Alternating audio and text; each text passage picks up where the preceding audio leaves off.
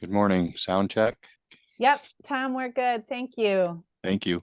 Yep, we're just letting folks in. Good morning, everybody. We've got a full waiting room, so we're going to give it a few seconds here to let that clear out, and then we'll get started.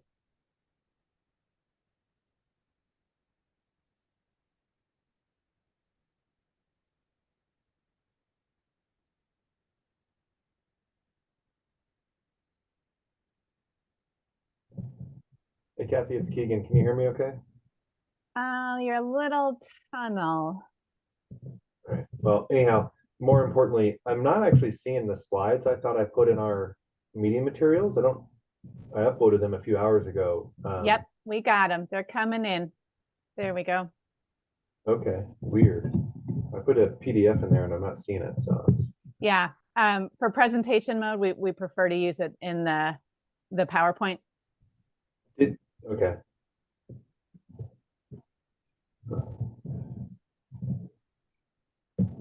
All right, we still have a very full waiting room, folks, so please be patient. Let us clear it out, and then we'll get started.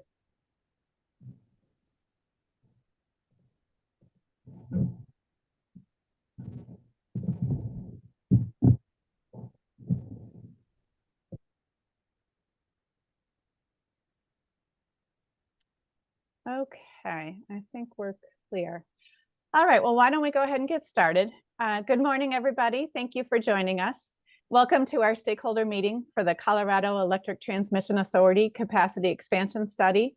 This is the second of 4 meetings leading up to a draft report due to the PUC by September 1st of this fall. My name is Kathy Boyce. I am Director of the Interior West at GridWorks, and I'm here with my coworker, Deborah Shields, to provide facilitation support to the Energy Strategies Modeling team. So we are recording this meeting, and we will be sharing the file and posting it on the CETA website. So please know that it will be publicly available, and your comments will be, if you speak during the meeting, will be captured on that recording. And we have a very full agenda, so we're going to jump right in. If we could, I'm going to drop the agenda. Matt, if I could ask you to please drop it into the chat. And I'm going to hand the floor over to Keegan and team to go ahead and get started.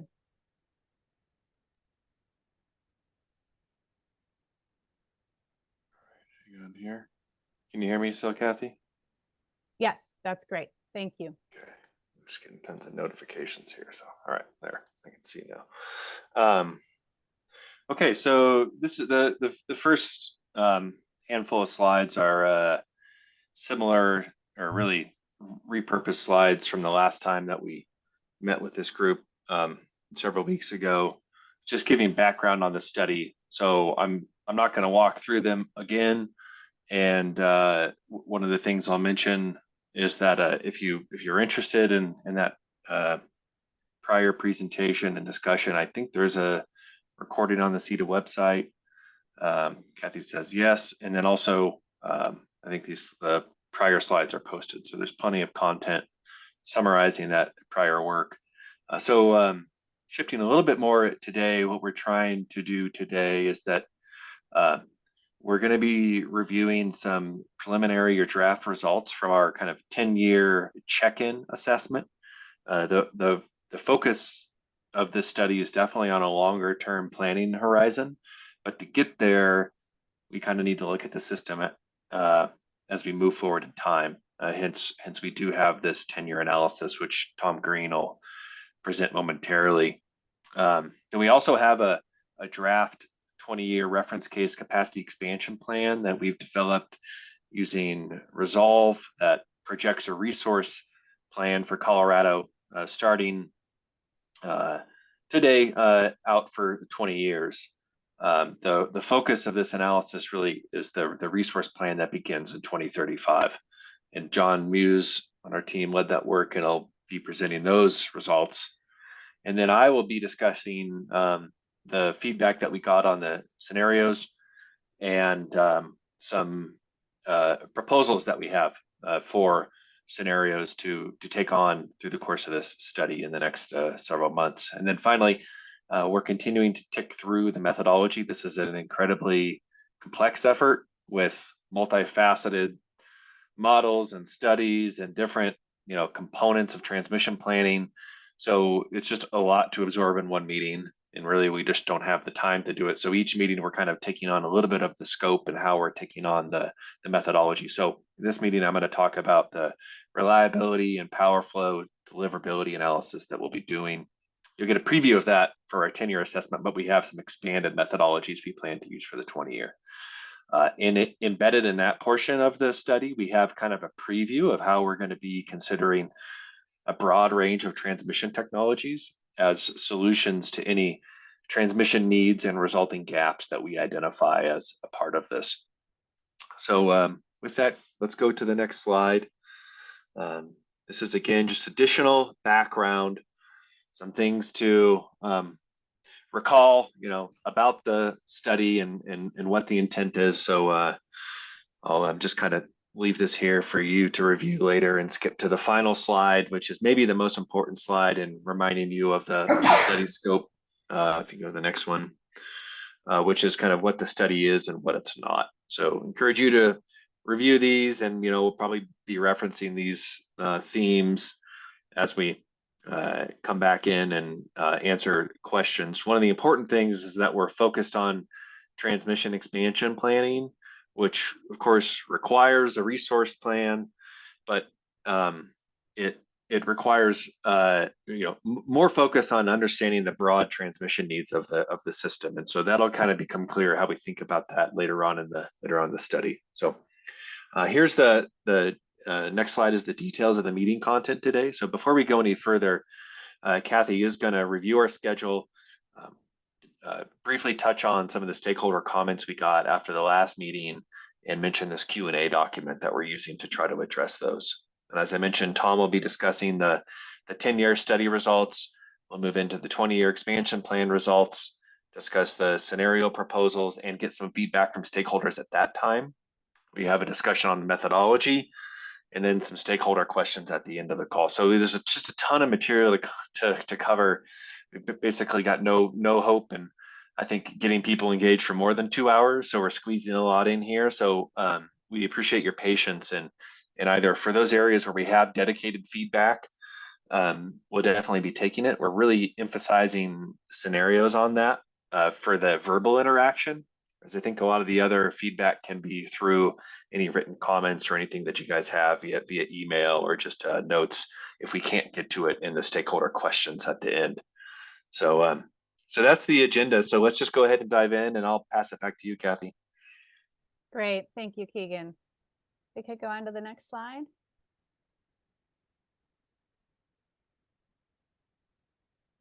Next one, please. There we go. So for timeline and stakeholder engagement, this is a repeat from the first stakeholder meeting as well. So formally, by law, we have an initial report due to the PUC by September 1st. We'll provide a stakeholder comment period after that, and then the final report due to the joint energy committees at the beginning of next year. So as a prelude to that those formal deadlines, we also will be doing 4 stakeholder meetings. First one we held in early February to walk through the background and the methodology, the assumptions. We're at stakeholder meeting number 2 today. As Keegan explained, we'll do the proposed study scenarios and take some time for questions and stakeholder feedback.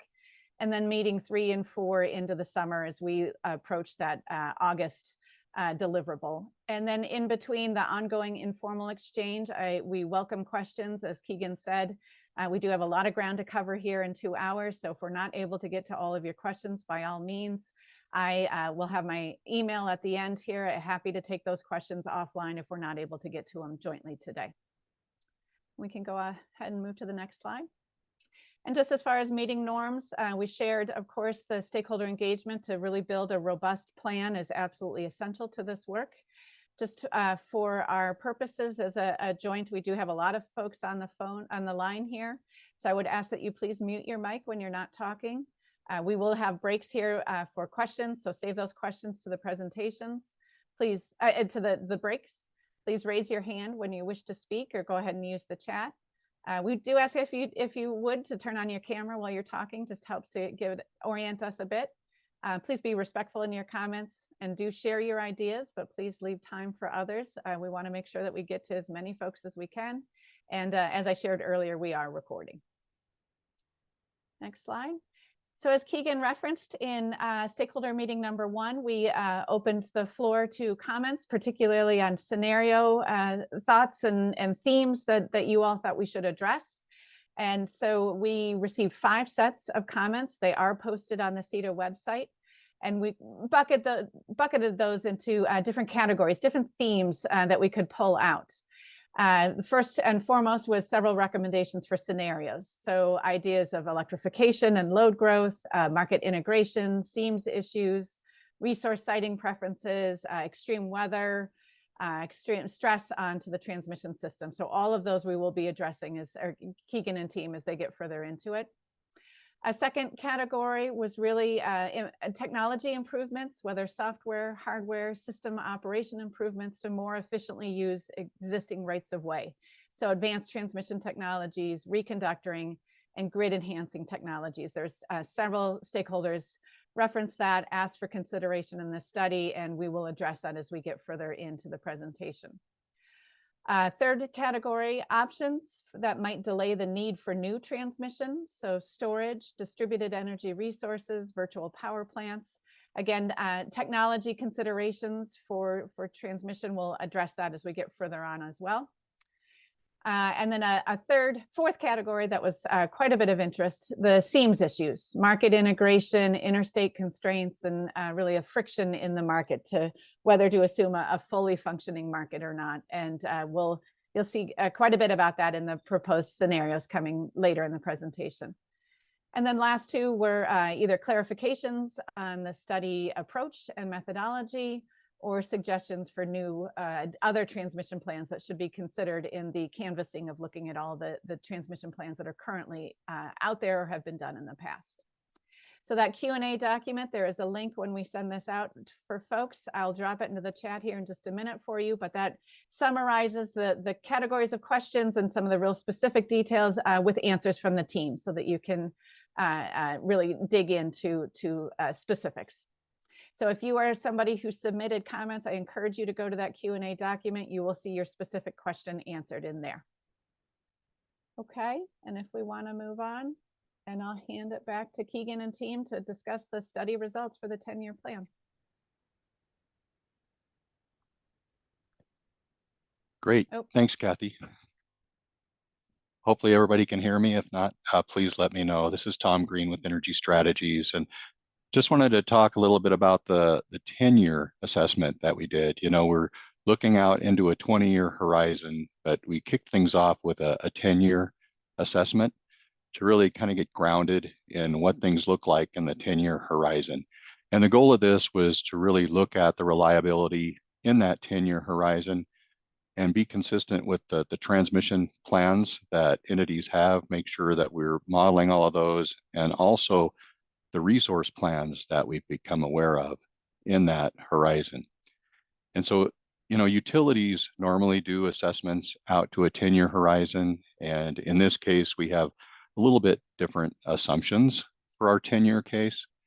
And so we looked at this in a couple of different ways, and I'll talk a little bit more about that in a minute. But we did an overall reliability assessment of this 10-year horizon in what we call a reliability type assessment and a deliverability type assessment. And that was really just taking the base models and performing a normal reliability assessment, and then adding some additional stress to the case in some different ways to, again, look at the reliability of that.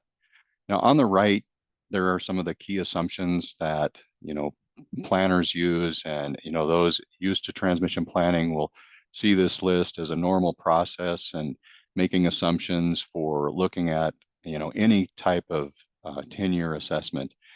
And so we start our assessment using models that are developed and coordinated through the Western Electricity Coordinating Council, WEC. Every year they develop 10-year reliability models. And so those are the models that we start with. If you notice, we're looking at a 2035 horizon versus 2034. And the most recent case they developed was a 2034. So we started with that 2034 case and made a few adjustments to that. First, we scaled up the load a little bit to reflect 2035 conditions. And next, we ensured that we had all the transmission projects included in that case. And then we made adjustments to generation. So those are kind of the key components when you're reviewing the case, or the load, the generation, the transmission. And in this case, the resources, are a little bit different than the 2034 case that came from WEC, in that we also included, planned and conceptual resources based on entities' resource plans that are available right now. And we also, modeled retirement of coal generation that was still included in that 10-year case.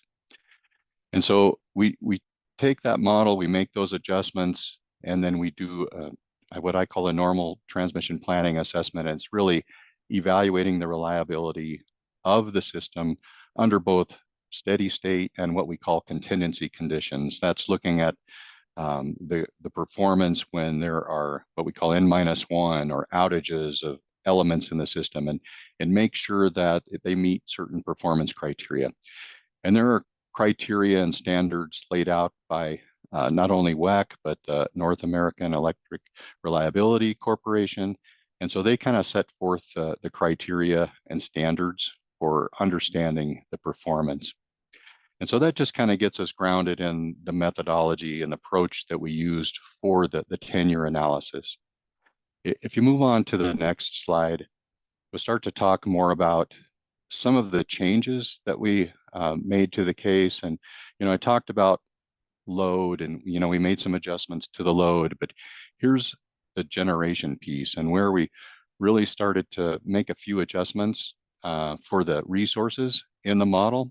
And again, we had an understanding of what types and locations of resources there would be based on entities' resource plans. And so we removed the coal-fired generation from the case, and then we added resources based on what we learned from those resource plans. And you can see there in that little chart, you can see as we go from basically today to out to the 2035 horizon, that there's no more coal, and that we've added additional renewable type resources. There's still some gas in the system, but we have a lot more wind and solar and battery storage added to the system. The table on the right is really just meant to depict how we modeled that generation in both the reliability and the deliverability cases. So in the normal reliability case, the wind and solar and thermal units are dispatched at a lower level, all meant to match the load. And we perform a reliability assessment using that type of reliability model. And then on the deliverability side, what we ended up doing is we modeled different pockets of the state. In this case, we modeled 4 different pockets or zones in the state where we took those additional resources and scaled them up to, near maximum capacity, and then dispatched that generation to the Front Range load centers, Denver, Colorado Springs. And this was just to give an idea of how the system would perform under those kind of stressed conditions. And this is a common method used by entities when they're performing generator interconnection studies, cluster type studies. There are a lot of ways to stress the system, but this is how we chose to stress the system, to kind of get a better feel for what issues might pop up under those stress conditions. If you go into the next slide, just talk a little bit more about the transmission and how we included the transmission into the study. And so again, all of the entities provide modeling for their transmission projects in that 10-year WEC case. And so we just wanted to ensure that all of the significant projects were included in that case, to be grounded in the fact that we had a good representation. And there are a lot of sources for understanding planned transmission. Public Service Company, Tri-State, and Black Hills, they provide reports to comply with Public Utility Commission rules. One of those is Rule 3627. Every 2 years, they provide a report of planned transmission projects. And so we can look at that report to get an idea of what's planned in the system. And those entities provide information not just for themselves, but they also do their best to provide information for the other entities within Colorado. Those three entities also provide reports to the commission every year in what's called the Rule 3206 filing, and there are lists available there. The Colorado Coordinated Planning Group is a joint planning entity that meets 4 times a year, and every entity provides information on their transmission plans at those meetings. And so we have information from that. And then finally, entities regularly meet with stakeholders to give updates on their planned projects. So we have all of that information, among others, that we can use to kind of look at the base model and ensure that the appropriate transmission projects have been modeled. And on the left there, I just included some of the more significant projects. We did do a full assessment and have a full list of all the planned projects, but some of the really the key projects that we want to make sure in there, that the Colorado Power Pathway is in there, and Tri-State through their Responsible Energy Plan has plans for some 230 kV development as well. Again, we've modeled, made sure that all the transmission is modeled correctly.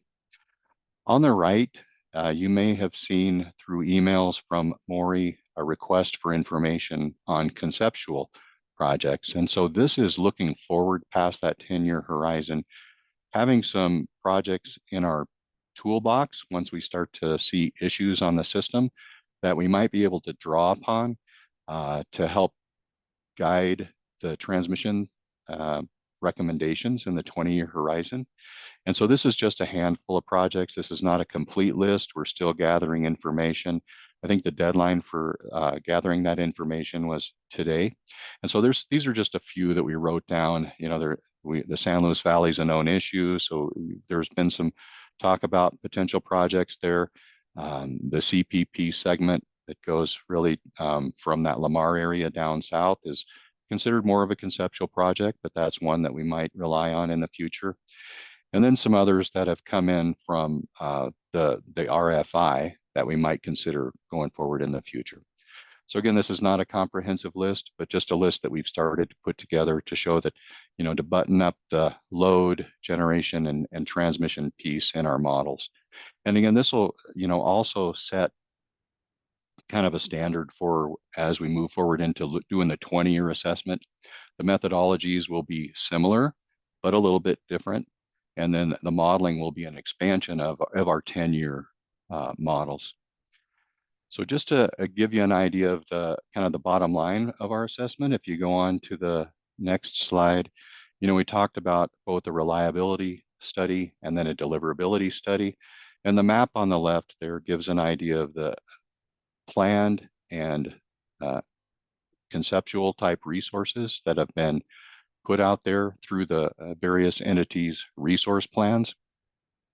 And then on the right, just to note a few of the things that we found in our 10-year assessment. And also to note, utilities do 10-year assessments on a regular basis. They're required to do so because of NERC rules and criteria. But some of the things that we found, just to note, and these shouldn't be a surprise to any of the entities out there, is we found, some issues with the Denver metro area. When you look out into a 10-year horizon, start to see, some loadings specifically on the 115 kV system around the Denver metro area. There's some underground lines there. There's some other 115s in the area that just tend to load up in that 10-year horizon. And we understand that, PSCO in particular is looking at these issues.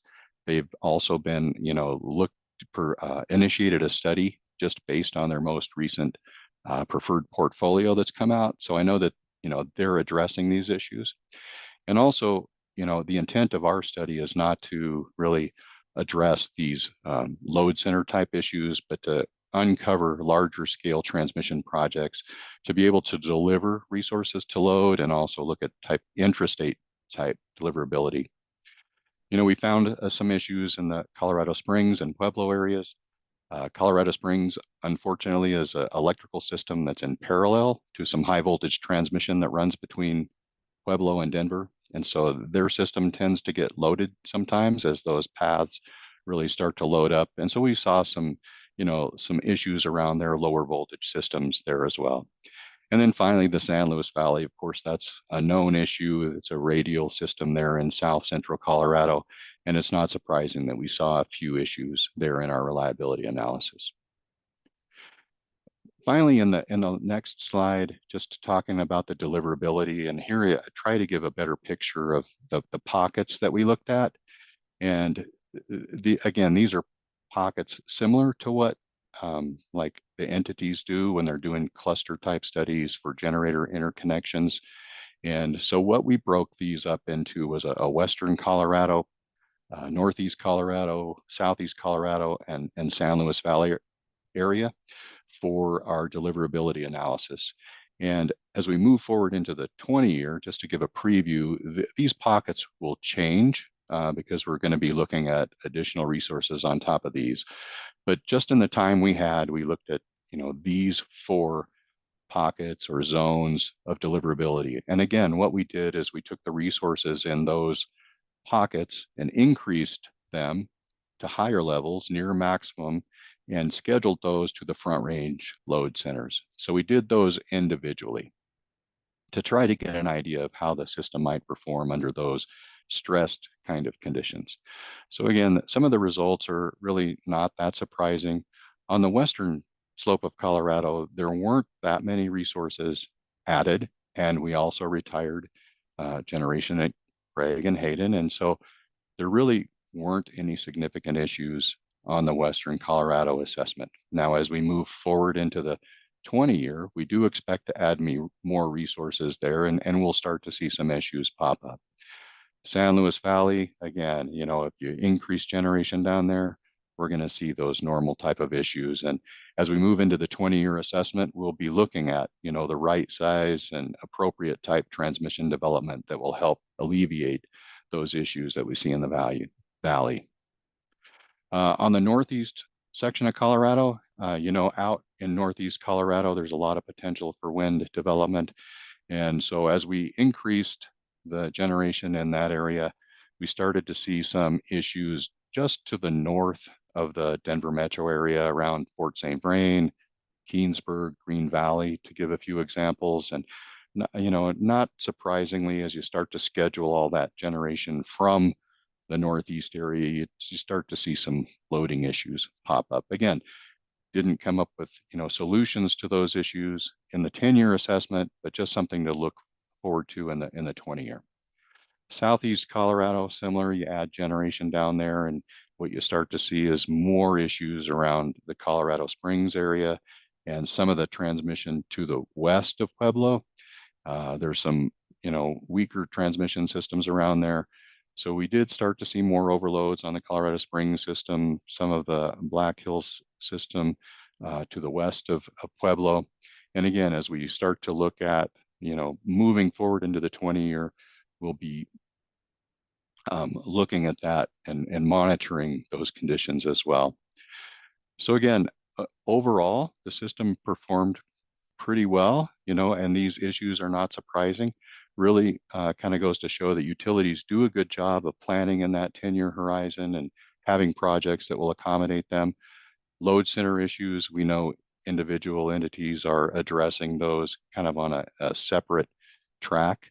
And so hopefully they'll keep us informed of what comes out of those studies so that we can use those to inform our evaluations as well.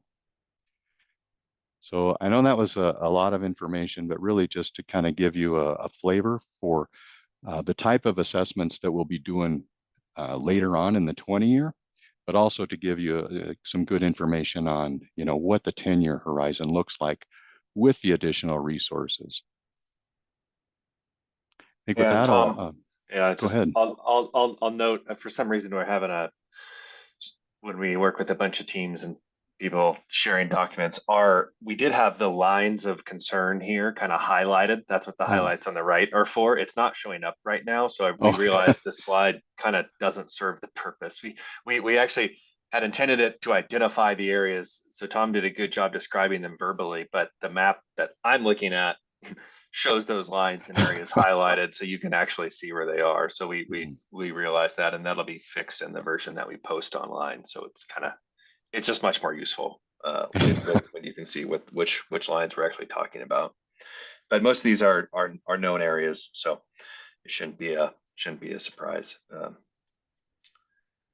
So yeah, yeah, if you have any thoughts or questions on that, go ahead and note those down. We'll have a moment to pause here a little bit later, I think, when we get to the stakeholder questions at the end. I want to make sure we get through kind of the core materials and are able to have a discussion on the scenarios, but that doesn't mean that we won't come back to a discussion on the content that Tom just went over. So the next phase here is on the capacity expansion modeling, which John will talk about. So John, I'm just going to kind of hand it off to you and note here that just the important underlying theme, you'll see this throughout, is what we're trying to do is get an expansion plan that's sort of reasonable and oriented towards assessing transmission capability. And so that means that we don't really have the scope or bandwidth to conduct a statewide IRP, for instance. You know, for those of you that participate in those ERP processes, those go on for a handful of years. We have a lot of transmission analysis to do. So we want but we need a resource plan, and that resource plan has to be credible. It has to be reasonable. So this is one of the areas we're wanting some feedback on. If the information that that's coming out of here is, you know, reasonable and in line with expectations, or is significantly deviating what individuals see as the future for Colorado. The other note is that after John goes, I failed to mention this, but Emily from Montara Mountain Energy will be discussing the bus bar mapping. Now, we talked about this in the first stakeholder call, sort of conceptually, right? We didn't really show what it would look like because we didn't know yet, because we didn't have the resource plan. But now we have a resource plan at the zonal level. And so Emily's going to show you an initial sort of conceptual overview of what this looks like when we try to map them to bus bars. This area is still undergoing refinement by our team, right? So one of the things that I want to make sure everybody understands is we're expecting now to get some stakeholder feedback on bus bar mapping now that we have something to show you. So in the coming weeks, we'll be sending out a draft version of the mapping for the state. And that's going to be really critical to the transmission analysis. And so take what you see today as kind of an initial review of the methodology and try to get an understanding of the concepts. We have some time for Q&A, and then we'll definitely be sending out a draft version. So what we're showing you today is just an initial cut by our team that we did, and really Emily did in a day and a half effectively. And so we're going to have more time for us to refine that and get some feedback in the coming weeks. So John, I'll hand it over to you. I assume you're kind of standing by, ready to go. Yeah, there you are. Yeah, thanks, Keegan. All right, so I'll walk us through again, kind of the path we took to develop what is shown as the yellow box in the bottom right graph. So really, what we're doing here is developing, you know, a reasonable capacity expansion plan for the 2035 to 2045 time horizon. How we went about doing this was we kind of looked around at other studies that had been done in Colorado capacity expansion analyses, and realized that the Resolve tool, which was developed by E3, had been used just a couple of years ago for a greenhouse gas reduction roadmap. And that model was, you know, pretty closely aligned with the approach that we needed to take here to develop kind of a capacity expansion approach that meets, you know, reliability, technical and policy constraints for Colorado in that 10 to 20 year time horizon.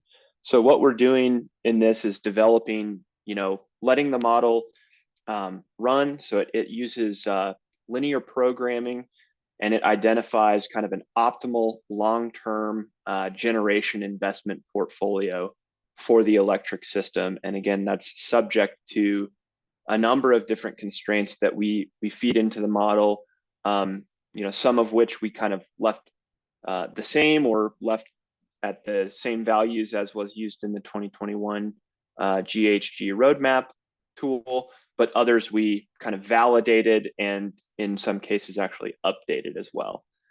So the graphic on the upper right kind of shows the various assumptions and kind of how this model works, and some of the constraints that we consider. And so really the purpose, again, as Keegan mentioned, was really to develop a resource plan above and beyond the electric resource plans, the ERPs for Colorado load serving entities, really just appropriate for this analysis. And so, you know, it's probably not going to be perfect in many ways, but it's at least a start, and the general level of capacities that we kind of would need to be in place have been run through and dispatched with the rest of the resources in the system to, you know, make sure that, for example, a certain carbon greenhouse gas reduction limit is met. So that's really kind of where this focuses. I think we can go ahead and go to the next slide. So I'll just walk us through some of the key assumptions for this.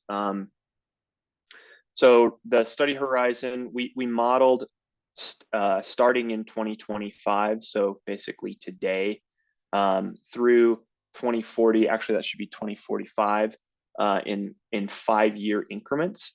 And so allowing the model to run its dispatch for this first set of years, and then for the last 10 years, so from 2035 to 2045, allowing the model to build resource candidates on top of what is forecasted in data sets such as the EIA or the Colorado electric resource plans. So for those generators, again, we kind of did a refresh of the generation assumptions in Colorado. So those are consistent with, you know, known existing and planned generators collected in EIA databases, and as well as kind of longer term planned and conceptual resources out into the future, referenced in Colorado ERPs.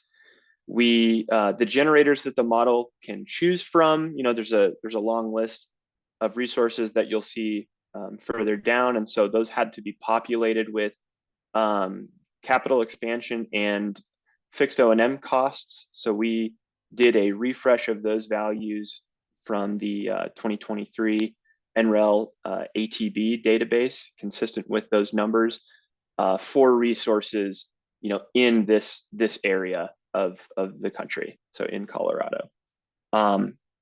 So loads, the way that this resolve model is kind of set up is it's really meant to look at the state of Colorado. So it focuses around generators that are actually physically located within the state of Colorado. And so the load that we assume, again, the model is doing this kind of energy balance, is load that is served by Colorado in-state generators. When you look at kind of what the model needs to provide, it has to meet a planning reserve requirement of 18%. So you have to have a firm capacity contribution of all of your resources equal to the peak load of Colorado plus kind of an 18% margin on top of that. Another thing I missed here was that we did take a look at the actual hourly profile and amount of energy demand in the system, and we validated that and updated it against an electrification future for the state of Colorado for the NREL electrification future scenario database. So we kind of did some benchmarking around that and actually updated the energy demand and load growth over time to be consistent with a future that both, you know, kind of the Colorado ERPs are forecasting, as well as this electrification future scenario forecasts for a moderate electrification future. In terms of meeting the peak capacity, the planning reserve requirement, we also did some validation on the what's called the ELCC surface. So the idea here is that variable resources, namely wind and solar in the system, may make some contribution towards peak load, in those critical hours when it's needed. But the full nameplate capacity of that resource cannot be depended upon. So this is a way to kind of account for a resource adequate portfolio. And we did some benchmarking, and the ELCC surface basically represents the diminishing returns that you get as you install more of these variable resources. So the resources that we add in the planned resources that we add, those account for those and diminish the ELCC contribution of other resources. In terms of transmission, we did not include transmission upgrade costs necessary to install the resources that are identified in this study. Those are going to be kind of done in the analysis after the bus bar mapping occurs. So that'll be part of the 20-year analysis. We also modeled an import capability in this particular model of 5% of Colorado's peak load in 2035. So if the system needed to, it could depend on that. And we'll talk a little bit more about that later. We updated the carbon trajectory. This is a constraint on the model, consistent with Colorado's current goals of an 80% reduction by 2030, and then dropping down to carbon-free net zero by 2050. We updated all coal unit retirement dates so that in this model, they did remain in service until their announced retirement date. But we took away the must-run constraint, so they were only dispatched if the system actually needed them to provide energy or reserves or capacity, things like that. Next slide. Here's the results that we got. So this shows the build out in kind of broken out by a couple of different ways. So the first graph on the upper right kind of shows the breakdown of these what we're calling resource tags. So existing resources, represent resources that are in service as of, today. Planned resources, are kind of unit specific plans that are not yet in operation. Conceptual are those resource plans kind of identified by the Colorado ERPs that may not necessarily be site specific. And then the candidate resources, which are in this top graph are shown in yellow, represent the resources that were selected by Resolve. So again, the first instance that you're going to see resource candidate selections is in this 2035 study year. And then down below here, we see the installed capacity by resource type. You can kind of see what's happening with the broader fleet. So just a couple of notes down here. Coal resources decreased to near zero levels of energy by 2035, of capacity by 2035, largely replaced by gas and new firm resources. So in this study, these results were referring to new firm resources as some kind of either clean fuel, so hydrogen, or carbon capture resources. And then there's a significant increase in wind, solar storage resources, both from planned resources as well as what gets selected by the model throughout that 10 to 20 year horizon. Next slide. So this graph kind of shows a couple more, a little bit more information about some of the results. So just for kind of displaying what might be what's driving this build, the bottom left graph shows the greenhouse gas constraint that we implemented on the model. So, we developed this constraint again to represent Colorado's kind of present day greenhouse gas reduction targets through 2045. And so that's really driving a good portion of the resource build that we see. Really, of that, wind seems to be kind of taking the largest share of energy that's used to serve load. Solar, increases, but more moderately. Renewable curtailment, interestingly, kind of increases. So in the 2025 study year, we found about 3%, and then through 2045, we had about 12%. So that's kind of just an aspect of, installing renewables and kind of meeting that middle ground between storage and resource diversity, things like that.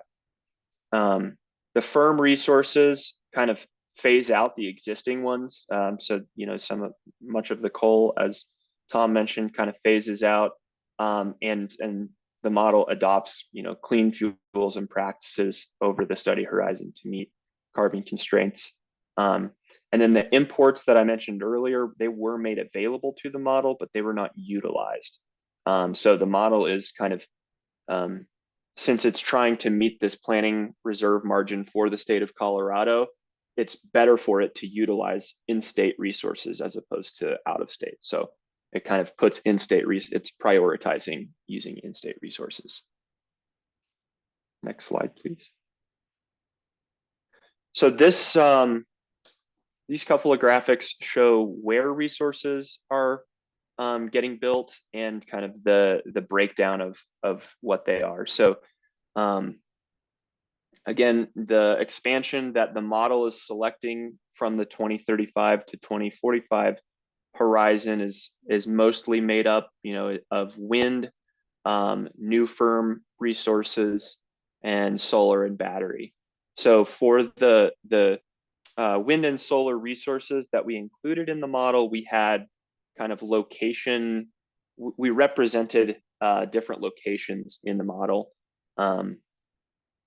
And so the way in which the selections that were made by the model are shown in the map here. So it's kind of building a different resource mix of different sizes in the various resource zones that we identified for this study.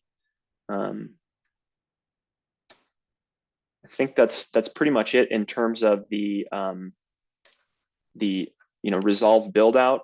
We do see that in this kind of Rifle and Montrose area, our model selected a large amount of wind, and so we're looking at some of those results in the bus bar mapping, and just kind of we may slightly modify where those are located based on transmission constraints and commercial interests. So with that, I will pass it along to Emily to discuss the bus bar mapping. Thank you, John. Can you hear me okay? Yes. Yes, Emily, you're good. Thank you. Good. This slide is a quick refresher on the bus bar mapping process. This is something that was first conducted as a proof of concept for the California statewide IRP in 2018, 2019 for to produce information for the CAISO transmission planning process. It is a process that we use, an analytical process that we use to refine the geographically coarse portfolios that come out of the capacity expansion model, to refine that portfolio and identify specific substations for further electrical analysis.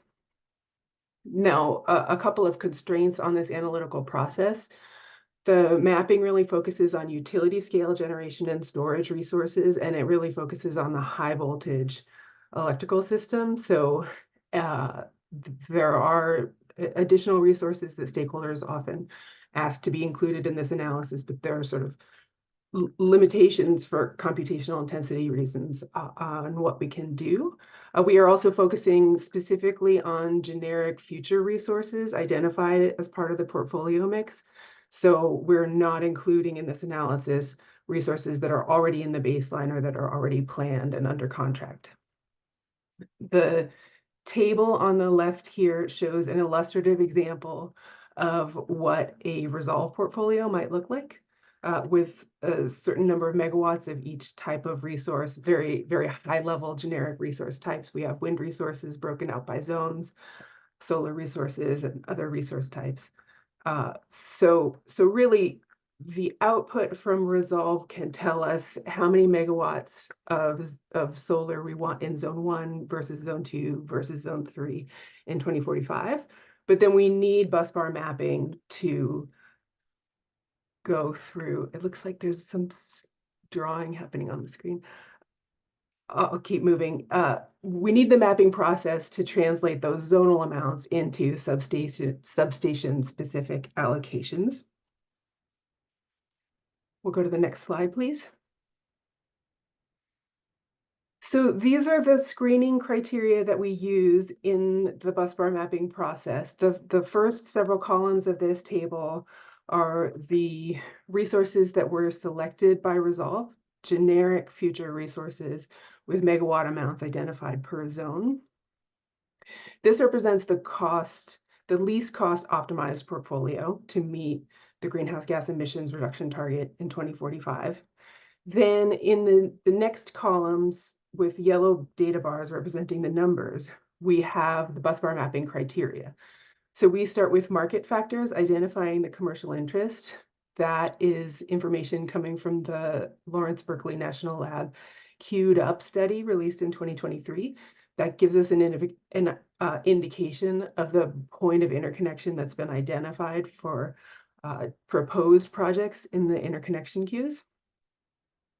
Then we have techno-economic criteria. We have the total resource potential in each zone for wind and solar resources. We screen for interconnection feasibility. So we go from the total resource potential down to the amount of resource potential. That's wind and solar resources that meet the site suitability criteria. Only those resources located within 20 miles of an existing substation. And as I said, we're focusing on the higher voltage substation, so 115 kV, 230 kV buses and above. After interconnection feasibility, we go to the land use and environmental criteria.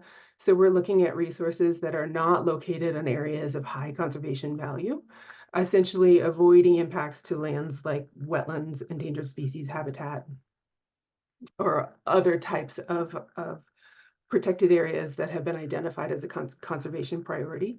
So that reduces the resource potential down from the total to the most low impact areas. That comes from a Wu et al. Study released in 2023. I have the data sources listed at the end of this section. And finally, we look at social criteria, specifically trying to prioritize investments in disadvantaged communities. We used the White House Council on Environmental Quality Justice 40 definition of disadvantaged communities in order to take the resources. This is total resource potential within 20 miles of a substation that is also located within one of the, I believe these are identified on the basis of census tracts, within one of the disadvantaged community census tracts. There are incentives to support and encourage development in investment in these communities. So that's why it's included as one of the criteria. So one interesting high-level observation is that across most of these criteria, none of these criteria are binding. So all of the Resolve selected resources could fit within the available resource under most of these criteria. The one sort of binding criteria here is the commercial interest. And so it is largely commercial interest that is driving the busbar allocations of the portfolio. We did make some adjustments to interzonal adjustments, which I'll talk through in the next slide, where we saw the least cost optimized portfolio may select a lot of a resource in a certain type of resource in a given location, but if there's no commercial interest there, then that flags to us there's something going on and there's a candidate for adjustment. So you see the adjusted portfolio on the far right here. And if you go to the next slide, we can describe how we arrived at that conclusion. So I'll just go through these bullets one by one, and then we can take a step back and look at the map. The Resolve selected portfolio includes about 2,000 megawatts of generic future solar. However, in the interconnection queues, we're seeing about 20,000 megawatts of proposed projects. So the cost optimal portfolio is asking for about 1/10 of the total amount of commercial interest we're seeing in the queue. Now, on the other hand, for wind, the portfolio includes almost 8,000 megawatts of generic future wind. And this is much greater than the wind commercial interest, which is only about 3,000 megawatts. And this is something that we're seeing with this type of modeling in other places as well. This is consistent with what we're seeing in California. The least cost model includes a lot more wind than there is commercial interest. And this is the interplay between the models and the market. There are factors in the market that are not being accounted for in the model, and there are factors in the model that are not being accounted for. Goes both ways.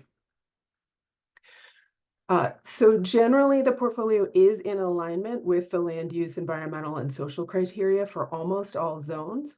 There are 2 zones with small land use and environmental criteria exceedances, and these are wind resources. We have about 100 megawatts more wind selected than the available low impact wind in what we're calling the Comanche and Fort Collins zones. In all zones, there are disadvantaged communities where the federal Justice 40 incentives may be available. We also looked at disadvantaged community designations through the Federal Inflation Reduction Act definition, and we did not find any designated energy communities in Colorado through that definition. So we're sticking with the Council on Environmental Quality definition of disadvantaged communities. The high-level observation is that like I said, the solar commercial interest is higher than the Resolve selection for solar overall. We did make adjustments, interzonal adjustments in locations where the selected solar resource exceeds commercial interest. So we know there's so much commercial interest for solar, there shouldn't be any zone where we have to find a place to put solar where there is no commercial interest. So we removed excess solar from a few areas of low commercial interest, Fort Collins, Lamar, and Rifle, and then added that solar to the areas where the commercial interest is high, primarily Big Sandy and Comanche areas. We did the same thing for the wind resource. We removed some excess wind in the Rifle and Montrose areas to add that resource where the commercial interest is high, primarily Pawnee and Big Sandy.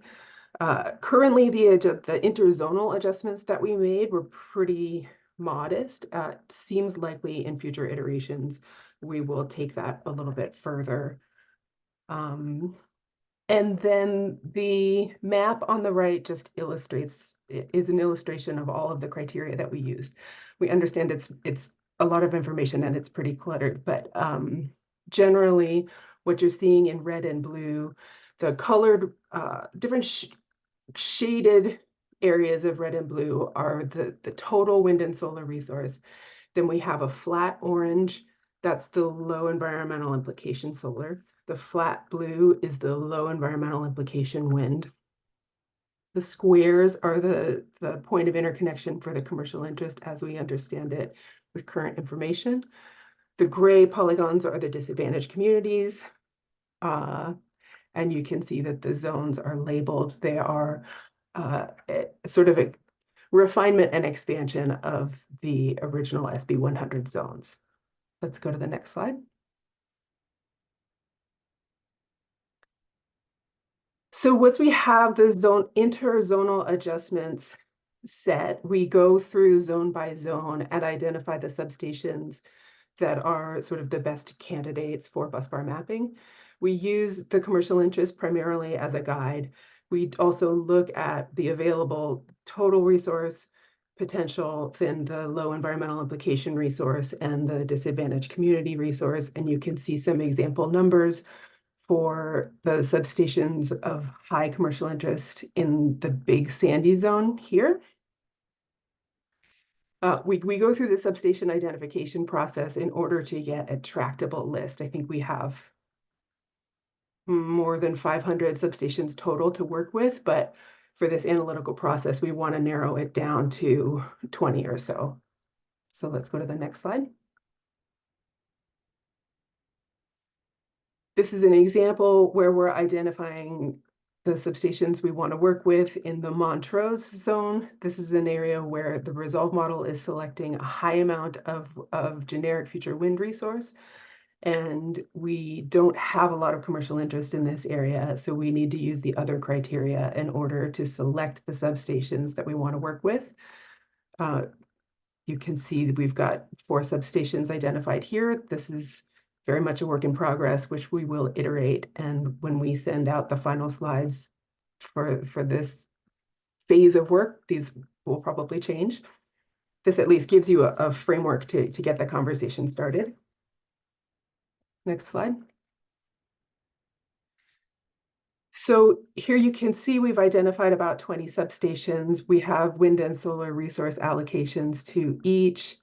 And this incorporates the interzonal adjustments as well as the consideration for the criteria. The bubbles are showing where the resources, the point of interconnection where the resources are currently allocated. We have iterated internally once so far, but we expect this to go through multiple iterations before being finalized. But this is an example of what the 2045 busbar mapping result might look like, and we look forward to stakeholder feedback to help improve this. I think that's all I've got. The next slide is just a summary of the data sources. And that wraps up the busbar mapping section.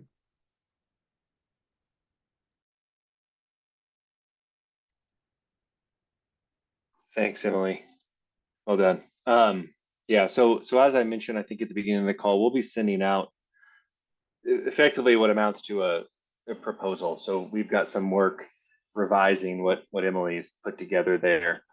And what we'll be doing is, taking into account some more transmission information, some information that we have that's maybe more recent about commercial interest in given areas, and revising and adjusting those mappings and the allocations between the zones based off of that. And then we'll send that out and we'll get some feedback. So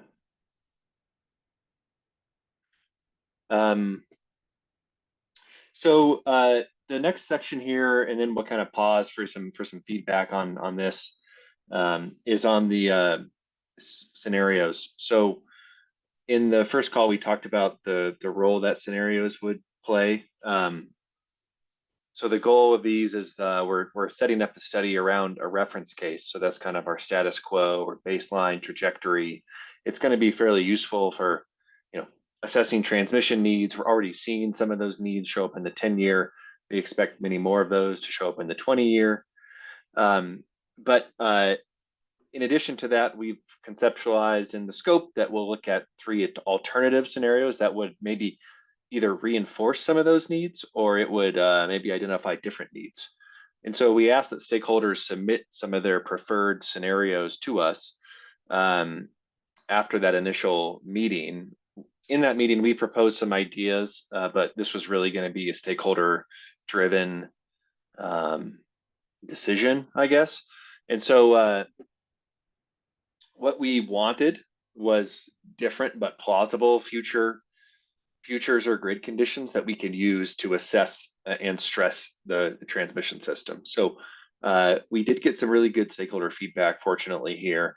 So we got interest in both what I'll call futures and events. So futures are kind of, think of something that would result in a wholly different resource plan or a different view on how markets might play out, or just kind of a different perspective on the system.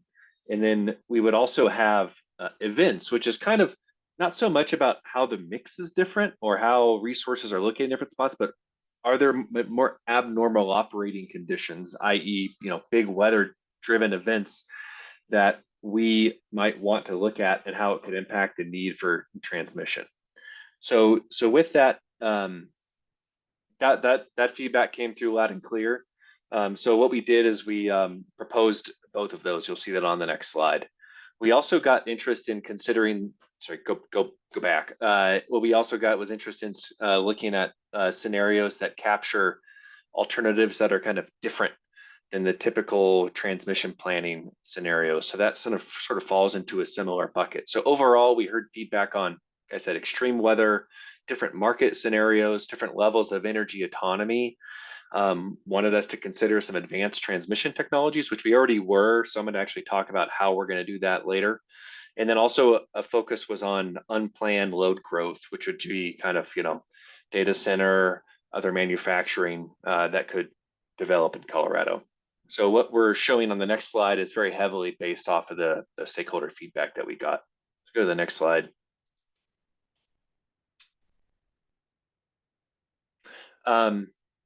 Okay, so what I've categorized these into basically what I'm calling planning scenarios and extreme event scenarios. So there's two planning scenarios that we're proposing to look at. One, I'm bucketizing into this kind of regional integration scenario. Now, that's going to be done, frankly, in a piecemeal way because of the nature of the questions that are being asked are divergent enough that we can't just run the model, right? That's really doesn't fit this very well. We can't just run the model and get an answer to a lot of the things that stakeholders were bringing up, but we can do several proxy studies effectively and aggregate some of what we're seeing to, I think, inform some of the questions that the people had. So one of the themes that we saw was interest in kind of, well, what happens if there's some co-optimization or consideration of resources, particularly within the SPP region? What they're getting at here is, should we be looking at expanded capacity into that market? So we have the ability to augment Resolve to consider these different resource options. We've been focused on resource buildouts within the state. So what we're proposing is to basically develop a new resource plan and assess some of the transmission implications associated with that alternative resource available. The other area was interested in kind of maybe more on the WEC system, interested in what an optimal amount of interstate transmission capacity might be for Colorado. So what we can do here is we can, use the same resource mix we have, but we can also adjust some of the constraints that we have modeled. Our baseline or reference case modeling includes a representation that would limit imports and exports to the existing system capacity. We can relieve that constraint and look at, what level of flows might be ideal and where are they occurring and make some conclusions about where Colorado might benefit from that expanded capacity. Finally, the third area of interest is, how might a lot of these maybe economic operations or transmission congestion results we're seeing for the reference case, how might those change if we assume an RTO market? And so we can definitely overlay that market for Colorado and the broader West and see what, if any, changes occur from a transmission needs standpoint. So what we're trying to see is kind of how these three knobs impact the transmission needs that we're seeing in the reference case, and do they change or are they increased or are they more or less? So that's the first thing to note, or the first scenario to note. The second scenario is what we're calling a high demands scenario. So this is an assessment of really the transmission impacts of greater load growth and electrification.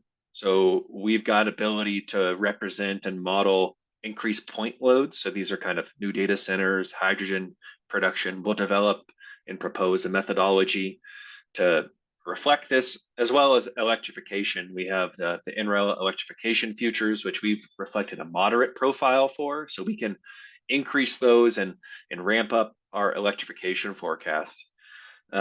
So that's the main driver of that. So what we'll do is we'll develop an alternative resource plan associated with that increased level of demand, remap that resource plan, and then reassess the transmission needs, primarily through reliability and deliverability analysis. Finally, I guess somebody sketches on here. We've got the extreme event scenario. So this was the third tranche where we had people showing some interest. where they were asking a lot about system reliability under extreme stress. So what we're going to do is put this kind of back to the stakeholders. We're asking for some feedback here. We can't do a bunch of different scenarios on this, but we can definitely deep dive into one. So we want to know if we should be emulating a winter or summer event. It's a lot easier when we have an historical event to point to. When we've developed these types of models before, what we do is we typically look towards a historical weather event and emulate a lot of the kind of weather-driven outcomes from that event, but in the future, right?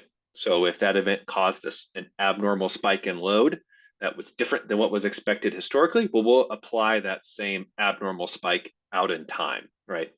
And so what we want is some feedback on what season or a specific event that's occurred historically should we emulate, and then we'll develop some modeling to try to replicate that. So this can be, you know, reflections and changes in demand relative to the reference case, impacts on hydro conditions as a cause of drought, low wind and solar production. We can look at imports or export limitations that might not be available during this extreme time. Typically, when the system is stressed in one region, it's also stressed in others. So it's, while we can rely on some diversity of the system, you know, a lot of times there's broad areas that are also stressed, and the same level of kind of status quo imports are typically not available. We can model transmission outages, and we can also look at generation outages due to, you know, Monte Carlo type loss of load, or loss of or forced outages and maintenance outages that may be occurring coincident with some of these events. So these are all statistically driven and derived. And then what we would do is develop a kind of a scenario around that and say, okay, some of these needs might change. Now, granted, in our experience so far, it's been building this and assessing it hasn't been the problem. We've done this in the past, and we can see it kind of drive a need for transmission. But how you put probabilities around these futures is quite difficult. And it's going to kind of depend on the nature of the event that we're trying to emulate. And there's just now, I think, you know, more and more developing research around this area. So we're definitely confident in the ability to emulate some of these events, but sort of how to put it in perspective is an area we'll also be asking for stakeholder input on. So I think that's it for the scenarios proposal. So now what we would want to do is get some feedback from stakeholders on these. That feedback doesn't have to happen now. It can come later. It can come in the form of written comments, but we did set aside, you know, about 15 minutes or so for people to discuss these, because what we'll be doing is developing methodologies, more detailed methodologies, spending material time on some of those that we've proposed, and then presenting those at the next stakeholder meeting before we really dive full into the modeling exercise. And you can go back to that slide that's got them, I think, for reference while we're having the discussion. Great, thank you, Keegan. Yeah, so we have left some time here. I appreciate everybody's patience as we ran through quite a bit of material, but we are going to open the floor here for comments, questions. I'm going to drop into the chat the 3 proposed scenarios that Keegan just put forward. I recognize we also had quite a bit of material that may be some comprehension and just sheer clarifications that need to happen. So since we are joined here orally, I'm going to just start with those with their hands up. So Dan, Dan Greenberg, if you want to go ahead. Thanks so much. Wow, lots of great information and a lot of thoughts. I mean, it stimulates a lot of thoughts. I think the highest level comment that I wanted to discuss is the fact that your capacity expansion, I didn't see anything in there about increased levels of DSM or in particular things like virtual power plants. And I would really strongly urge an additional scenario that you might call high DERMS, high, use of, distributed energy resource management systems, as I think that could indicate, I think one of the more interesting things that could show us is the cost benefit of really focusing on distribution management to reduce the peak load, reduce the need for additional transmission. Thank you, Dan. And we'll get to some of the technology considerations and the distributed shortly. I'll invite the team. If you have a response here, please feel free. If not, we can keep moving. Ron, I see your hand up. Yeah, thanks, Kathy. I think your extreme event scenario, if it's tied to historical events, is going to be insufficient. What we're looking at as climate change impacts continue to reveal themselves is much broader, much deeper, much more difficult. Hot and cold are certainly important, but wind, fire, floods, there are going to be a lot of impacts on these infrastructure systems that we lay out across the landscape. And, you know, Mother Nature is ticked off and she bats last. And so we got to expand our minds quite a bit, I think, to get these event scenarios anywhere near what we're going to be looking at between now and 2040. If it doesn't happen, we'll be better off. I wanted to draw attention to the matter I raised in the chat, and that's that assuming that reliability assessment is going to maintain itself on the basis of capacity plus 18% against the peak summer day seems to me to be really missing what's happening in engineering circles. I'm talking about the IEEE and NERC in particular, but also at ESIG, which I cited in the chat thing I put in there. We're going to be looking at reliability in many new ways, in much better ways, in my view, than we're looking at today. I don't know what the implications are of that change, but it's very fundamental to all of our planning, including transmission planning, it seems to me.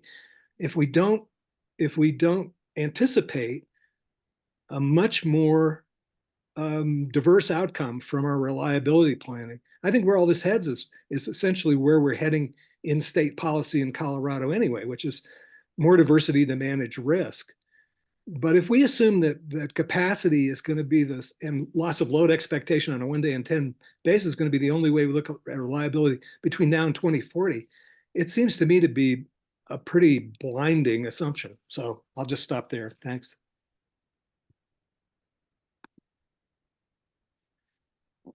Thank you, Ron. All right, Roger, I see your hand up, and then Tyler, will go to you next. Great. Roger Freeman, board member. I just wanted to make a quick, more general comment, introduce myself, thank the team for their work. Certainly all the comments made with respect to scenarios and parts of scenarios that garner more attention are well received. I've been involved as the transmission planning subcommittee from the start. What we've been dealt is a time frame and a budget that I think is important to keep in mind, not to punt it. People who know me know the last thing I want to do is punt on things like Ron is raising that are critical to climate change. But we're trying to be practical in terms of trying to get at least as far as we can in the time frame given. And I know there will be supplements or follow-ups on some of the points raised. It's really a balancing act to try to do as deep a dive as we can on the points raised within the budget and time frame we have. So that's going to be an overriding consideration with all the comments, and just want to let you know we're listening and assimilating them, but we also have some practical restraints. Thank you, Roger. Tyler? Hi, this is Tyler Farrell. I'm a senior associate at RMI. I just had one question about the imports assumptions that you're using in the reference cases and how those might change with this regional integration scenario. So John, correct me if I'm wrong here, but I think John said that imports were considered in the reference case capacity expansion model, but they were never utilized. So I guess could you clarify how imports are even being modeled in the capacity expansion model? Because I would think that a diverse wind profiles from Wyoming would be highly beneficial to Colorado's grid in that time period. And I'm concerned that in this regional integration, if the imports are modeled similarly, they also won't be picked Yeah, by the model. I get the question, Tyler. So I think the answer is we're not, when John mentioned that, we're not trying to model resource options in neighboring states. So what we're modeling is basically the ability to interact with those markets, which really isn't that important for capacity expansion because the state ends up having plenty of resources to operate. It will be important for our operational analyses, which are much more higher fidelity. One of the things that we're just trying to figure out how to address is, our modeling is not really set up to address every issue all at once. And so, for example, if we're representing a lot of resource options in Southeast New Mexico or Northeast Wyoming or North Central Wyoming, we're a little bit worried about the distraction it'll get into and trying to plan transmission within those states kind of for CETA. Whereas we definitely want to look at economic interchange, right, that CETA might be interested in, right? But and also upgrades within the state. But we just feel like this is the first time that we're trying to do this for CETA, and having the focus be a project in Wyoming, wholly in Wyoming, seems like maybe putting the cart before the horse when there's a lot of good resources within Colorado that frankly are transmission constrained. And so I think it's just a matter of focus. I think, yeah, long term, ideally, the scope of the study would encompass all neighboring states potentially, and CETA can choose to engage on all of those. But it's really, I think we just have to try to limit what we're doing. Having said that, we did include this SPP scenario, so which really does get at the question you're asking. So if there's more interested in more interested in Wyoming and New Mexico options, I think we can add those to the model as an alternative to SPP. But for example, we can't study TOTE 3 and all the DC ties and New Mexico upgrades while we're also looking at San Luis Valley, the West Slope, and Eastern Colorado all at once. So you can see the challenge here is we're trying to just kind of keep this within something we can handle within the next 3 months or so, 3 to 4 months. Great. Yeah, I appreciate that response, Keegan, and understand the challenge you guys are under. I do. Yeah, I think as much as we can, this regional integration scenario, I think I would personally love to see really just trying to get at that answer of like, what is the value of that interstate transmission to meeting Colorado's goals? Because I noticed that we have like a lot of, well, I forget how you referred to it, but the clean, firm generation in that resource mix now. And that's, I mean, we don't know what that is going to be and likely to be expensive. So that's just the end of my comment, but thank you for your response. Yep. Thanks, Tyler. So we'll go on to Matthew, and then I'm going to take a couple of comments from the chat. Hey, Keegan and team. This is Jamod Matthew with Grid United. I just wanted to add a comment here that SPP has, as we are speaking, they're coming up with an extreme weather, transmission planning scenario, not a resource planning kind of a scenario. So just FYI, and we're following that, and we'd be very happy to have a sidebar conversation, like deep dive on how they're doing it. Some of it is, we don't need to reinvent the wheel here. The SPP stakeholders have put some thought into this, especially with their Storm Uri, Storm Elliott, and some of the things they learned there. So that's all. Yep. Appreciated your comments pointing us to that. Shimon, we did review the study proposal as it currently sits, and plan to, rely on you and others to point us to other more detailed information as it comes out. I'm sure they'll be getting some more information out soon. So that's great. Thank you. Thank you. Yeah, Gimad, I'm sorry, I got your name wrong. Apologies. So let's go into the chat. Chris Neal from UCA has some questions about curtailment and wind. So on the capacity expansion plan, amounts of wind and the western slope. So he is asking, curtailment goes from 5% to 12%, feels low from what he's seen in the PSCO 120-day report, and wondering about the interplay of the peak demand during the day, but wind generation in the overnight. He says your modeling of each at 100% misses the ability to share wind and solar on the same transmission.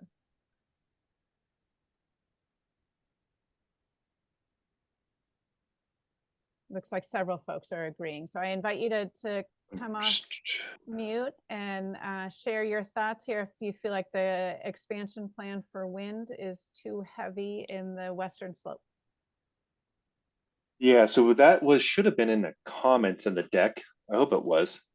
We've had some formatting issues today, but there was a note that said we identified the amount in the Rifle and Montrose zones as being probably more than what we would anticipate. So this isn't, first of all, this doesn't have to do with the scenarios. So just wanted to note that. I think it has to do with the results. So sorry, I'm shifting mindsets here. I don't think anybody's saying that we're modeling them at 100% all the time. So I'm not totally tracking some of this. So but I think we all identified there's probably too much wind in Montrose and Rifle zones because it by far exceeds the commercial interest there.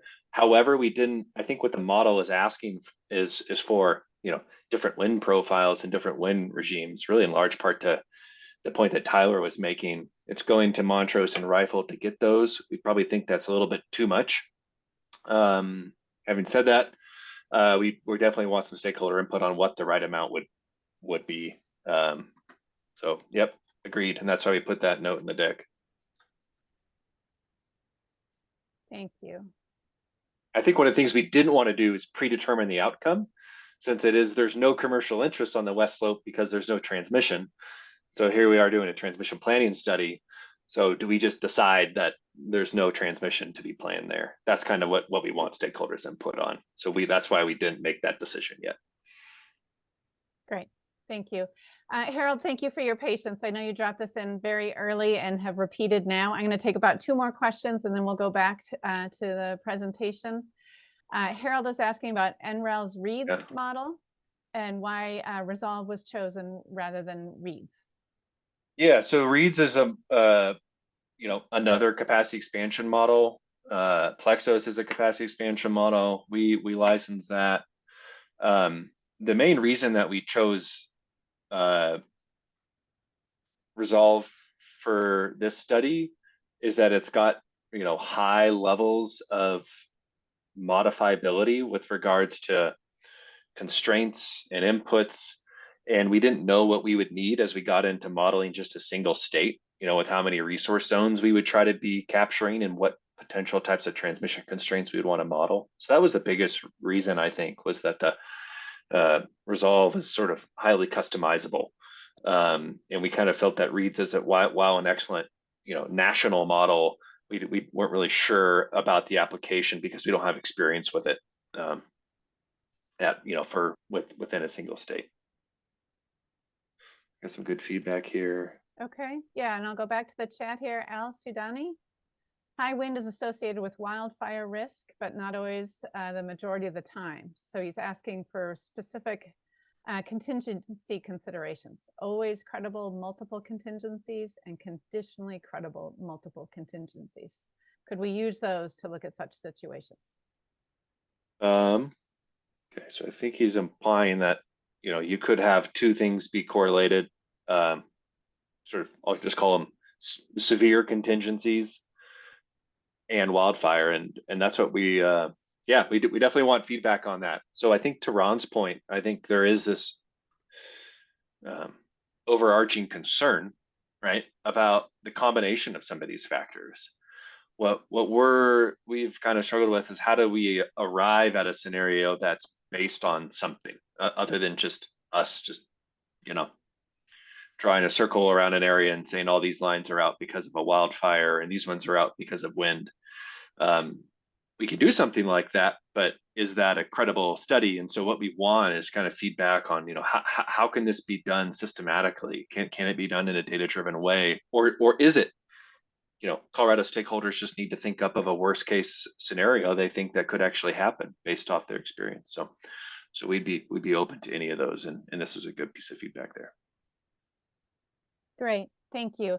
And additional comments, feedback, more detail on some of the modeling and the methodology for the different scenarios, by all means, we welcome that into written comments. And I see a couple of questions in the chat here about data sources. The team would really welcome those contributions. And I do want to apologize on the screen that the line there, I'm not quite sure how that happened. We haven't seen that before, but our team has tried to take that down. Know that it is not in Energy Strategies work. Somebody has been a very clever use of the technology here. So we're not quite sure how that got on there, but know that it will not be in the final deck and is not on the Energy Strategy. There we go. Thank you, whoever did that. We appreciate it. I fixed it. Excellent. Thank you, Keegan. All right, so if we want to keep going, again, if there are further thoughts or comments on the scenarios, by all means, we welcome that in written feedback. And Deb, if I could ask you to advance the slides, please. So on to methodology updates. Sure.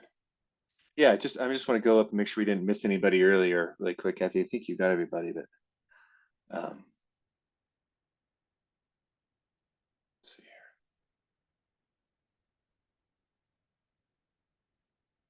Okay.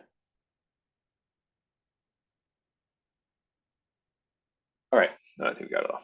Great. I'm satisfied. Okay, so yeah, we're gonna spend Kathy, can you go back or can we go back one slide? How much time do we have set aside for this? I think we only had 10 minutes for this, so I'll stay on track because I'm looking at our timeline.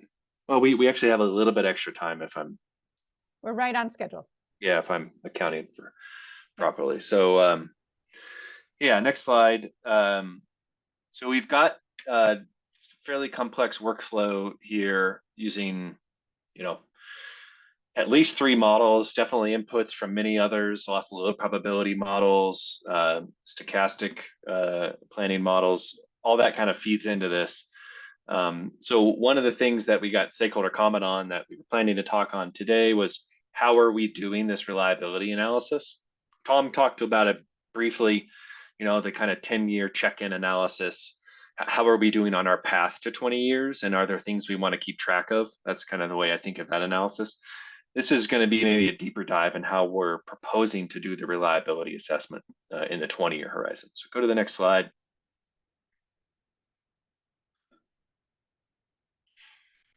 Talk a little bit about the intent here. So we're looking for 2 things out of this. So in 2045, we're looking at, you know, what additional transmission capacity, if any, do we need to enable reliable operations within Colorado during that time frame, and the deliverability of new resources.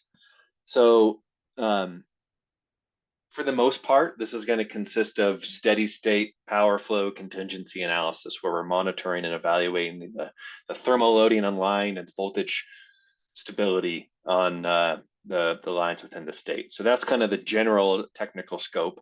If you go to the next slide, I'm going to spend, you know, maybe 5 or 10 minutes kind of deep diving on the 2 methods. So by now you should be kind of see what we're trying to do here. We're using Resolve to build out a resource portfolio. We're going through a bus bar mapping exercise to map those resources, using Resolve also to inform our load forecasts.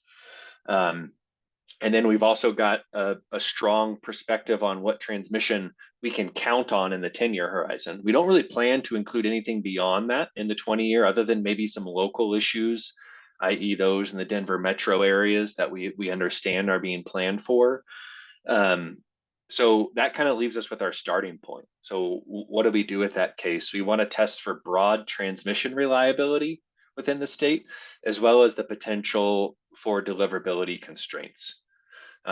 So We proposed what we adopted one methodology for the 10-year study. We think that we should do something maybe a little different for the 20-year horizon. We've got a few reasons for that. In large part, the study assumptions we adopted for the 10-year adopted PSCo's network resource deliverability analysis, which I think is great in that time frame.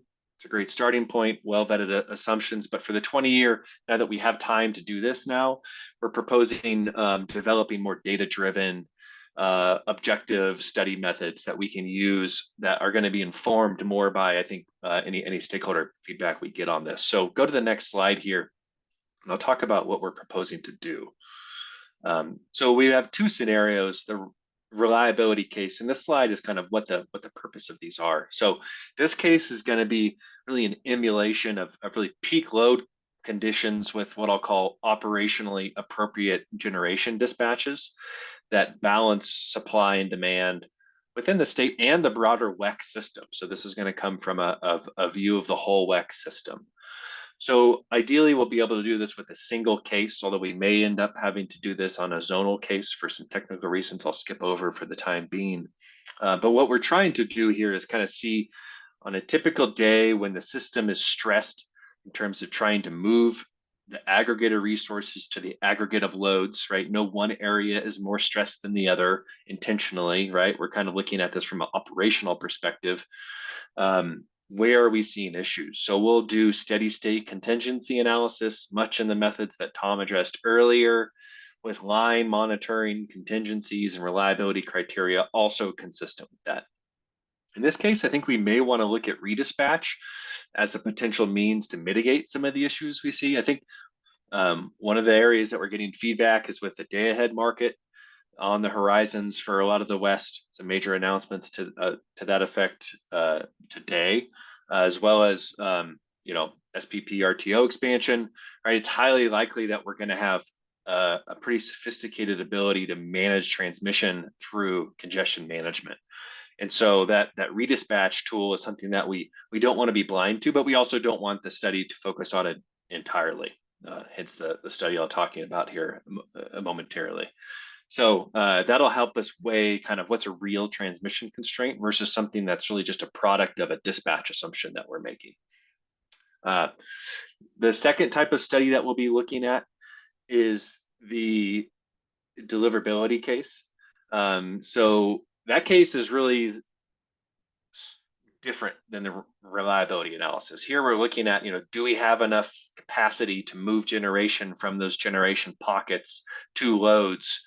And we're doing that study generally individually. So we're doing it one area at a time, testing zones for kind of a high coincident output of resources within those zones to determine, what upgrades are required to transfer those resources near their maximum output, net output from that area to loads. So this kind of mirrors, if you're familiar with this terminology, kind of an off-peak deliverability analysis. So we're trying to kind of front run really severe congestion you typically see when you don't do this type of analysis before running economic models. So this is upgrades that will also contribute to on-peak deliverability, but it's upgrades that maybe when there's high shoulder hour wind production on the eastern side of the system, arriving at an outcome that says we need to curtail 40% of resources, isn't an acceptable answer, right? We need to have transmission expansion, and it's a lot easier to address and right-size that expansion through a study like this that looks at deliverability. So what we'll do is increase the generation in those study pockets up to predefined levels, which we'll talk about here momentarily, and determine what, if any, additional deliverability upgrades we might need. Those are the two types of studies we plan to perform in the 2045 horizon. Go to the next slide here. We'll talk about more of the details on how we'll propose to do those. So the reliability case, we propose to be an operationally informed reliability analysis for the 2045 study year. That'll be informed by the production cost model that our team will build. So what we propose to do is to take, the 5 to 10 top net load hours in Colorado. So when are we most concerned with our ability to meet system peaks? as evident in the dispatch and operational data, which we'll consider imports during those. And we'll be able to parse that data and say, okay, what is the contribution from the remaining thermal resources in the states? What's the contribution from solar? What's the contribution from wind across a range of hours? And what can we take with that in terms of informing a dispatch for the system that we can then perform reliability analysis on? So the idea here is that rather just using rules of thumb to arrive at generation dispatch for determined generation reliability, we'll have a weather correlated, operationally informed stress condition that we can then use to determine and evaluate the system's reliability on. So we like this. We think it's an improvement on just kind of picking a dispatch number and assuming that for the whole system for all resources within the state. We think it'll be more informative and more defensible for any kind of holistic conclusions we might arrive at for the state. Next slide.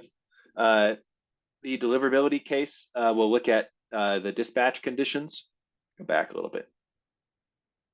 Sorry, I didn't mean to move us. Okay, this slide, I'm just gonna skip this almost because it didn't pull over some important formatting. It's not going to make a ton of sense, but what we'll be looking at is the net output for resources in a particular zone.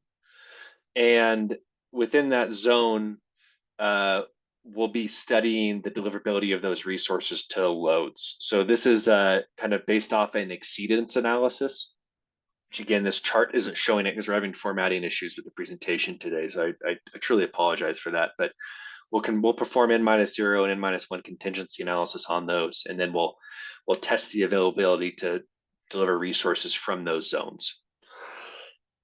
Okay, go to the next slide here. So we got some stakeholder feedback on what we were going to consider for transmission solutions. So we don't have time to talk through this today because I just have too much information to share. We're not at this phase yet, but we are getting to the phase where we'll be considering both wires and non-wires solutions. And those are going to include a pretty wide range of technologies. So those include reconductoring, co-locating, greenfield of conventional technologies, as well as some advanced conductors, some kind of grid transforming technologies outlined on the next slide. What we're proposing here is kind of a playbook that's going to try to show, based off the literature, how are we going to try to consider these? And so we met with some of the trade organizations that advocate for these types of technologies. We've reviewed a number of reports. Tick forward a couple slides. We would appreciate any feedback we have, or the stakeholders have, on how we can appropriately consider these types of solutions in the study when we get to that phase. So a good example is kind of saying, always used advanced conductors. Well, a lot of times they're not going to make sense. They don't do particularly well for long lines. They don't do particularly well from an efficiency standpoint for lines that are only marginally overloaded, but they do well when the lines are short, their overloads are severe, and we're not creating a more severe contingency than the one we're trying to solve, right, by adding such a high capacity line. So that's an example of the type of logic that we're looking for that our engineering team can apply. Let's go to the next slide, and you can see we continue this framework for energy storage, advanced power flow controllers, and dynamic line ratings. So another example would be dynamic line ratings are definitely going to have their role for increasing marginal capability, but that's probably not going to happen or really help that much during stressed hours, as we're already modeling the appropriate line rating for those very high, peak demand hours. But it could help with congestion on some of those off-peak hours. So some of those off-peak or shoulder deliverability issues, dynamic line ratings could be an option. So long story short here is not every technology is the right fit for every transmission problem. And that's a hard thing to say. So for us to go through that and tick through these, what we're asking is for kind of help us build out a playbook that we've got to start on. On the next slide here, we show you some of our sources. And within those, we're happy to add to that list. But this next slide is the references and some of the documentation that we have that we're using to build out this playbook for considering some of those technologies. So with that, the final slide here before we kind of open it up to discussion the rest of the time is on what is this going to all lead to? So this ultimately is a gap analysis, and we've been trying to think about ways to frame this up. And so what this proposes is kind of a framework for us to, in the future, discuss some of the transmission needs and drivers that we're seeing, disclose the planning horizon and scenario causing them, note any transmission projects that may fill that gap, or note if there's none that exists, discuss the viable solutions. So these are kind of the technically viable solutions, and then present kind of some of these CETA study solutions, which would be, you know, based off of fit, cost, performance, benefits, perhaps things that we might want to list as, you know, preferred outcomes potentially for a different given need and driver. So we're getting this in front of you early because this is the type of stuff that'll be shown down the road, but open to feedback on this framework. So with that, Kathy, we'll gladly start kind of, I think, having some discussion here. And I think we can run up to right before the end because we don't have a very much in terms of the next step slide. So Great, thank you. So we'll open the floor here shortly. I'm going to go back to the chat. We've had a few dropped in while we've finished up on the methodology updates. First, from Chris Neal, is a PacifiCorp to Craig connection included? It's in PSCo's Rule 3627 report. Have we put it into this study? In the 10-year transmission plan. Tom, you can jump in here. I think that would be a conceptual that's line. listed. It's listed as a conceptual line. It's just, you know, they're thinking about maybe tying into that Gateway South line up around Craig. It's not in the 10-year study. It's something that could be added into the 20-year toolbox. But again, that's really more geared towards the interstate type transmission. Yeah, so we should put that on our conceptual toolbox list. So thanks for that, Chris. We'll do that. Okay, and I'm going to move on to Ron Lair. High winds can destroy high voltage towers. There's an Salt River project example to Weave in 2018. He offers a link here. Will climate change animate more such high wind examples? Will more than design parameter lightning challenge bulk electric system operations? So again, some of the extreme weather events. Hot and cold scenarios are useful to the study, but what about some of the wider range of damage? So Ron, thank you. Certainly something that we welcome some of the studies that you're dropping in here. If you want to put them into comments for us with written material and consideration, I think Keegan had offered that we are looking for the parameters on the probability of some of the extreme weather events. And then I go on to Chris Neal. Or Kathy, I just want to pause. I just want to clarify that I did want to address this for Ron. So I'm asking for parameters, but I'm also saying, hey, if you want to not have a data-driven scenario, one that's just, hey, this is the future I want to have modeled, these lines, these outages, this is the basis for that. You know, we could do that too. So I'm saying to the extent stakeholders don't feel that such a, you know, statistically or kind of a technically informed scenario around that is plausible to build, either because of time or data, but they do feel that, you know, we kind of feel like we know which lines are at risk or which areas are at risk. We're happy to take that too. Thank you. And Chris Neal, high curtailment results from way too much wind being built. Wind exceeds load. Transmission congestion is not the primary reason for curtailment. So I think offering a perspective on some of the previous comments. Yeah, I mean, I guess we'll see. I think in the context of this transmission planning study, I think, you know, you look in some other markets and it really just depends on the circumstance. But if we don't build enough transmission to where the wind is, the first problem is generally transmission congestion. Okay, thank you. Larry had submitted some written comments for us on advanced transmission technology and asking about reconductor rebuilds with ACSR, versus reconductor with carbon core. Latter uses existing structures while the former requires upgrading and replacing existing structures. Should be taken consideration in the economic analysis. Yep. Great point. Thank you, Larry. Roger? It strikes me that there will be missing pieces of scenarios that we would have liked to or need to look at. And that one very valuable part of your final report might be, Keegan, to document, identify, what might be next steps or what you may have wanted to dig into more deeply. And so, one of those might be, among the many that have been raised and might not be addressed, is the notion of reliability. And, we just don't know what Mother Gaia is going to throw at us in the future. And we may need to have a new view on what reliability means in the context of moving forward to mitigate the worst effects of climate change.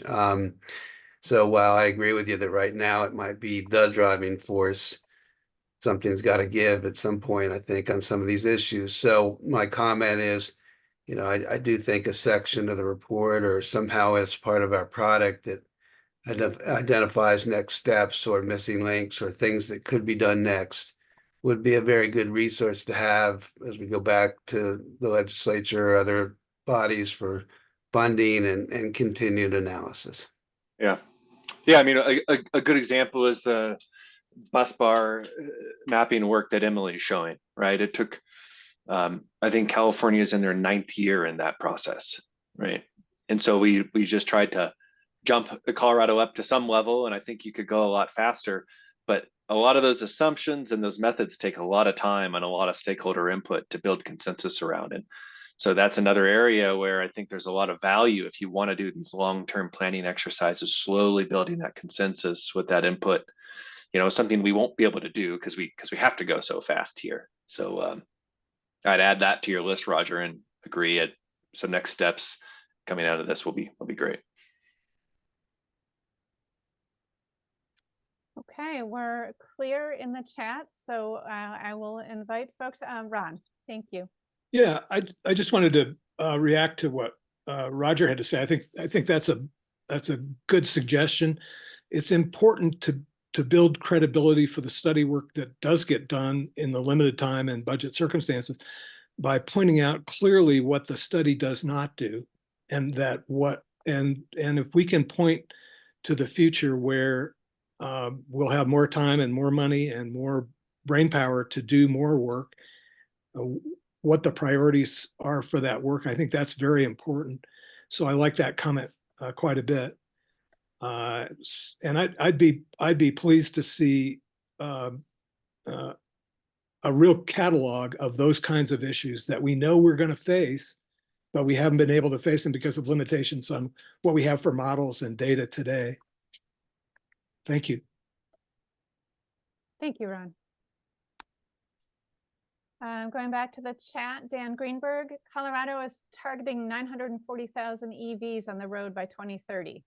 Highly controllable load, and I'm concerned not to see load flexibility, whether it's through the DERMS or another methodology, included as an alternative to building peaking units and transmission. Could we consider a scenario that looks at what costs could be avoided via load management that would serve the state and CETA?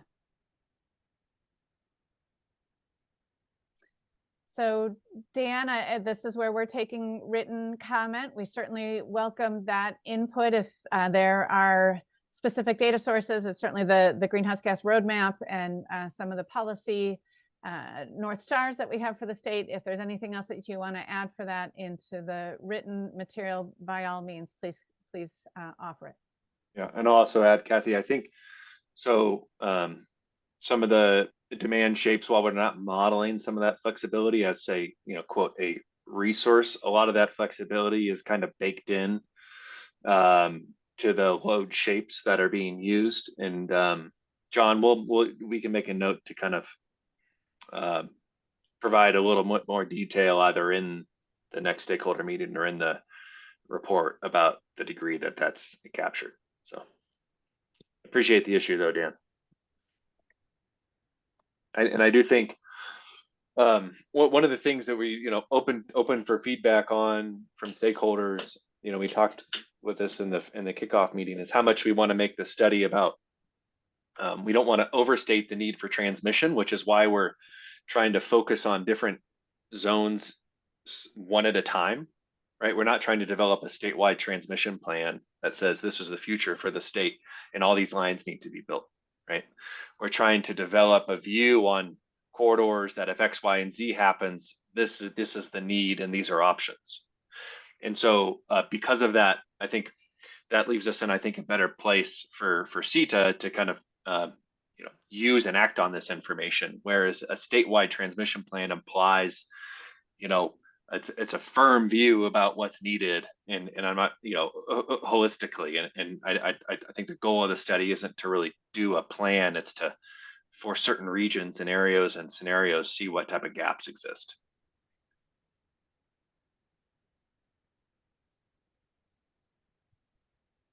Okay, we are cleared out in the chat, and I'll just give a few moments here if anyone has further questions.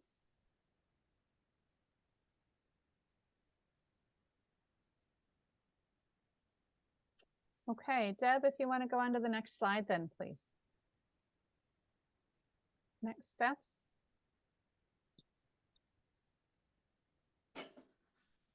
Yeah, so most urgent issue is this reference case build and the bus bar mapping. The build itself maybe refines some, but I think the area where we have the biggest window to change things is definitely in the mapping exercise. So as I mentioned, we'll take any written comments on the build, but as far as the mapping, honestly, hold off on that for a week to 2 weeks until we get a proposal out, and that proposal will have taken really everything that our team can do and think of to try to refine and present a really good method on that. And then we'll send that out as an email and ask you for feedback. The other area that we want feedback on is the scopes of the scenarios. So happy to receive that written feedback. And then what we're doing next is we're starting to build out some of these power flow models, the 20-year power flow models, 20-year production cost models. Team's basically starting on that next week. So these things will all kind of come together the next time we meet, sometime in May, I think. So. Thanks, Keegan. And Deb, if you could go on to the last slide, please. So as far as communications here, we do have a transmission study webpage on the CETA site. Hopefully you all have found it. You'll find the stakeholder comments from the first meeting there, as well as the Q&A doc that I referenced at the beginning. We will put together a meeting summary, a recording, and the slide deck. We'll circulate that to the distribution list. That if you received an email from me with an invitation for this meeting, then you are on that distro list. If you did not, my email is on the screen for you. Please drop me an email and I will certainly add that. This whole packet of materials, you should be watching for those next week. And then we did ask for input and written feedback. So if you walk away and take a look at the slide deck and have some more thoughts or more concerns, please put it into writing. The proposed scenarios, certainly Keegan just offered any comments on the expansion plan, the wind increases, sounds like there's some concern, so please offer that. We'll hold on the bus bar mapping. That'll be coming until we receive the material from the team next week. So maybe hold on those comments. And then if you might also want to help on some of the probabilities around some of the scenarios, the extreme weather events. So putting together whether it's a historical event that we should consider or putting it into perspective for us of how likely and which extreme events we should use for the modeling. All of that, please send to me by April 5th. And then our third meeting, we are targeting for early May. We haven't put a date on the calendar, but you can anticipate it'll be one of the first 2 weeks in May. And I will be sending out a meeting notice and get it on everybody's calendars here in the next week or two. Kathy, it's Ron. Can we assume that the material we've submitted in the chat is written comment for the purposes of your meeting summary? And sure. Yep. I will add that to the meeting summary. Yep. And make sure we capture the studies. yeah. Thank you. Yep. Okay, and with that, unless there's anything further, Good job. Keep up the good work. Good luck.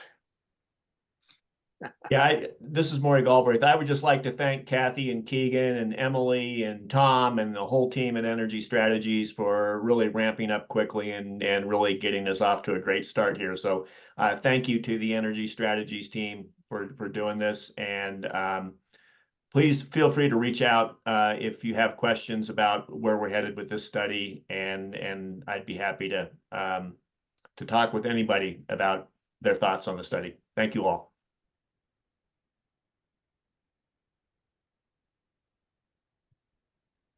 Yeah, thanks everybody. We'll see you soon.